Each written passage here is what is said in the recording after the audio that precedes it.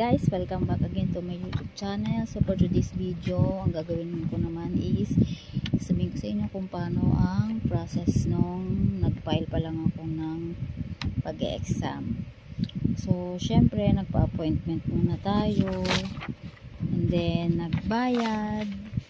So ito yung pagpunta mo doon, pagka hahanapan ka na nila ng application form, ganyan. So tapos ayan, kikita mo dito, nakalagay dito is kung kailan yung appointment date mo. So ako nagpa-appointment ako last August 16, 2023 sa Robinson Galleria. Ayan, sa Robinson Galleria yan. Ayan, application form ito. So ayan, ito yung unang nilagay ko dito is sa Lyris account ko is itong ganitong picture. Then suddenly sabi kasi doon is kailangan nakikita yung tenga mo.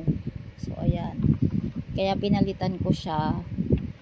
So lahat naman na nakalagay dito sa form is ito yung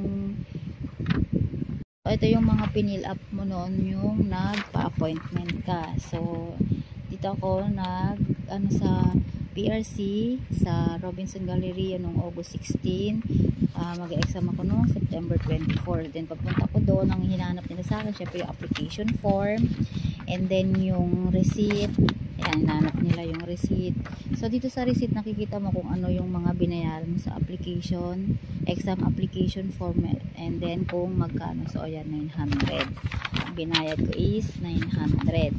And then sabi kasi nila nanonood ako ng mga videos din before ako mag-proceed. So ayan, kailangan daw magdala ng mga, kasi nga pandemic pa, nagdala din ako ng vaccine card, tapos yung mga annex A, B, and C, pero hindi naman nila ako hinanapan noon. Tapos syempre ang hinanap nila yung PSA, ayan, hinanapan din akong diploma, tapos eto yung TOR natin. So nakalagay dapat sa TOR is for board examination purpose only. Ayan. So 3 page yung sa akin. And then may dala din ako na documentary stamp. So pero pag wala kayong ganito is doon pwede naman kayong bumili. And then yung ating passport size na may ganito na siya, pangalan na siya dyan sa may baba. Ayan, nakalagay. Ganyan guys. So tapos maghihintay lang kayo doon pag tinawag kayo, and then may waiting area sila doon. Then saglit lang naman makukuha mo na agad yung iyong notice of notice of admission. Thank you guys.